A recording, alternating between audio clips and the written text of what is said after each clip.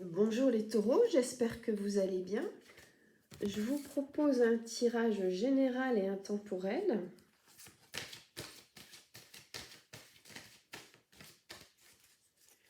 Pour voir un peu les énergies qu'il y a autour de vous en ce moment.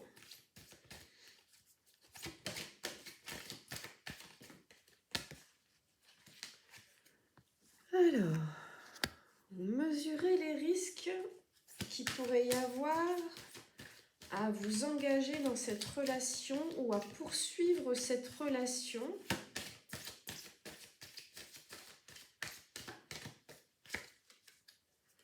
Alors que vous êtes pourtant des âmes sœurs. Ça traîne, on a peur, on écoute ses peurs.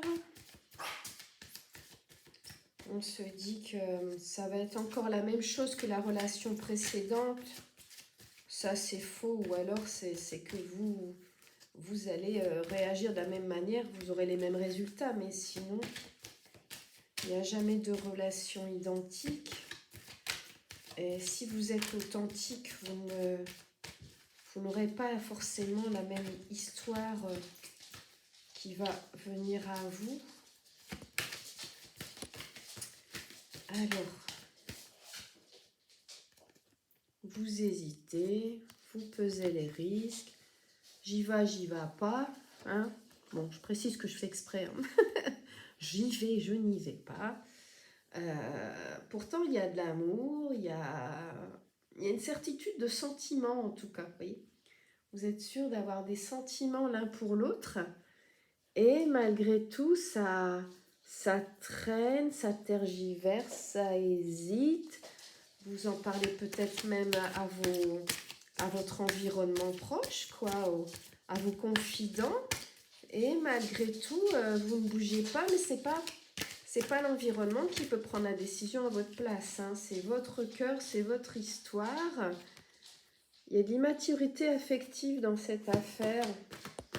Il faut travailler là-dessus, sur cette blessure d'enfance. Il faut prendre confiance en vous.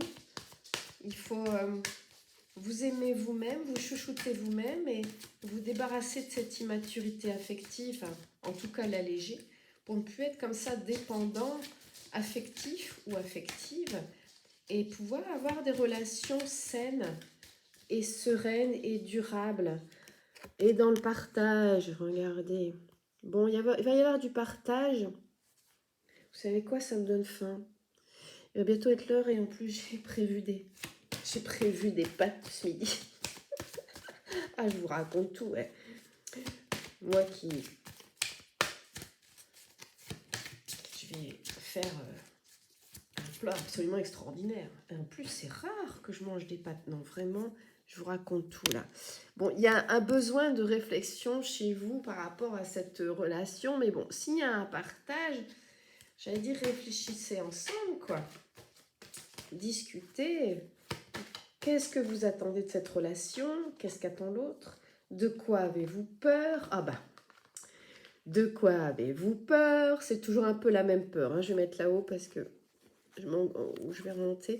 C'est toujours un peu la même peur. C'est la peur de l'engagement.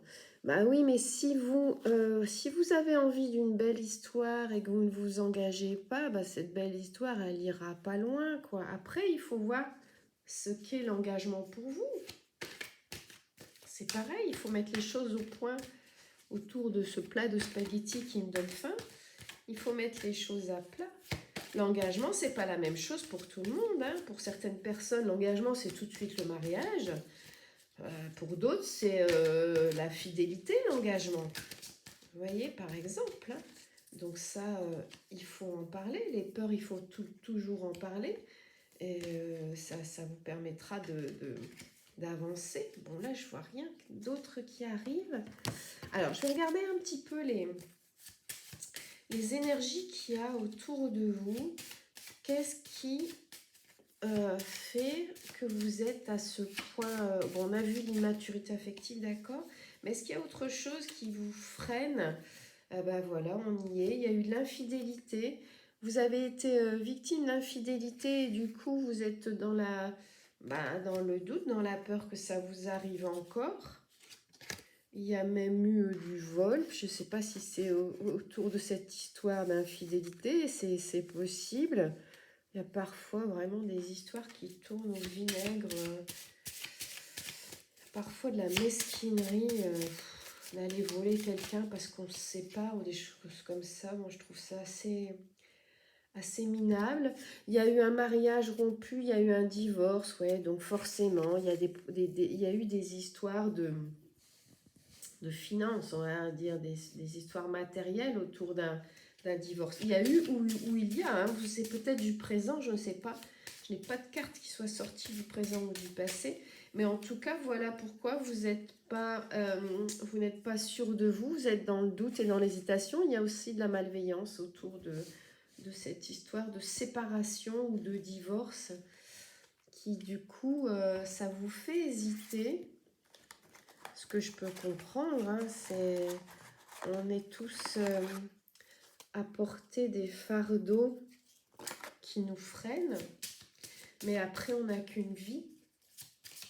Donc peser le pour et le contre, avoir les yeux grands ouverts et les oreilles d'accord, mais le cœur aussi.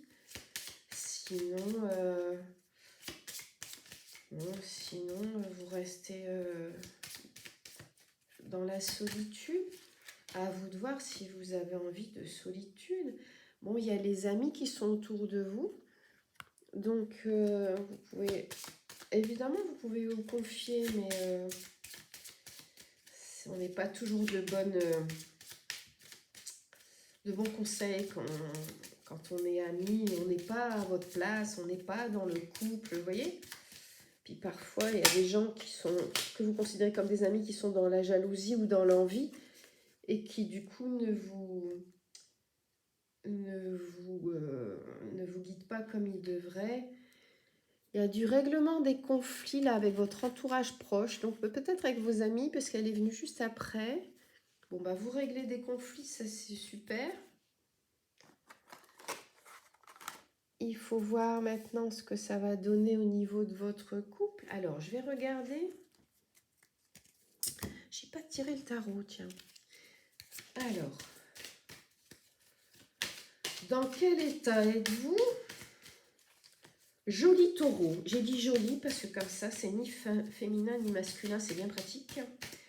Parce que sinon, c'est toujours un peu compliqué dans les guidances de mettre au féminin ou au masculin. Ça crée des hésitations dans le langage et c'est dommage. Bon. J'ai l'as de coupe et le pendu qui sont venus ensemble. Hein.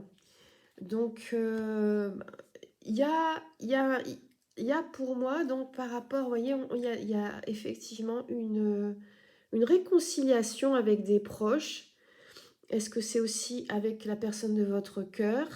En tout cas, il y a de la réconciliation et avec le pendu, il y a du changement de situation là. Il y a un retournement de situation qui arrive ou qui est en cours.